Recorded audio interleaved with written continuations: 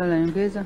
Mheshimiwa Mwenyekiti, naomba niulize maswali mawili ya nyongeza. Swali la kwanza, kumekuwa na ongezeko kubwa la ndoa za utotoni na kumekuwa na unyanyasaji wa hao watoto ambao wanaolewa wakiwa wadogo.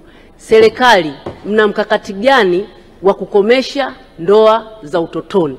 Lakini pia kumekuwa na manyanyaso sana ya wanawake kupigwa na kunyanyaswa wakiwa kwenye ndoa. Je, mmefanya utafiti wa kutosha kuona hayo manyanyaso yako makubwa kiasi gani?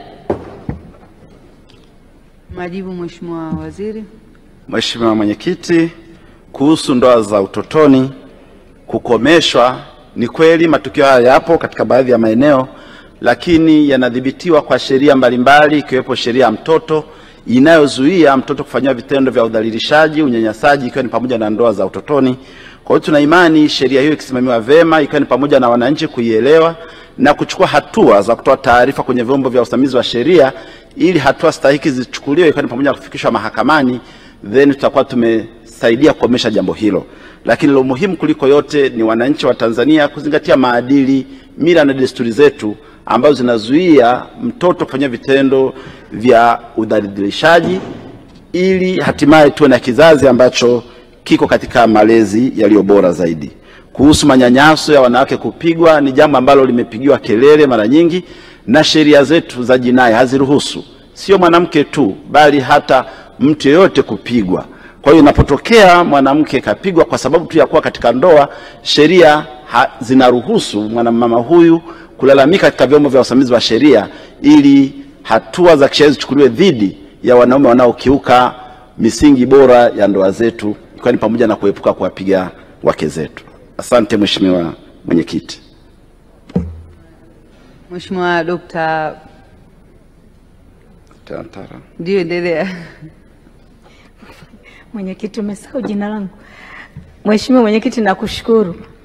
Baada ya maoni yale yaliyokusanywa na tukapewa muda kama mwaka mzima mwaka jana, ni lini sasa mtaleta ile sheria ya ndoa hapa bungeni? Ule mswada mtauleta lini? Asante. Majibu ya swali hilo Mheshimiwa Waziri. Mheshimiwa Mwenyekiti, kama nilivyojibu katika jibu la msingi la swali husika, nimesema serikali iko katika hatua za mwisho za kukamilisha marekebisho, kuandaa mswada wa marekebisho ya sheria mbalimbali za haki jinai, na swala kama anavyouliza Mheshimiwa mbunge Tantara daktari litazingatiwa ipasavyo. Nashukuru Mheshimiwa Mwenyekiti. Nakushukuru Mheshimiwa, ingekuwa kama utaratibu unaruhusu na mimi ningeuliza swali, lakini asante, nashukuru kwa majibu hayo ya Mheshimiwa wabunge. Tunaendelea na Dataflow inakuletea uhuru wa kukamilisha chochote na internet ya uhakika. Kuwa hewani muda wote, popote ulipo, utakuwa na internet ya uhakika. Ni salama na huunganisha kwa haraka. Ina nguvu hata sehemu zenye msongamano. Pata data mtelezo yenye kasi kwa gharama nafuu. Wasiliana nasi. Tembelea tovuti yetu www.dataflow.co.tz.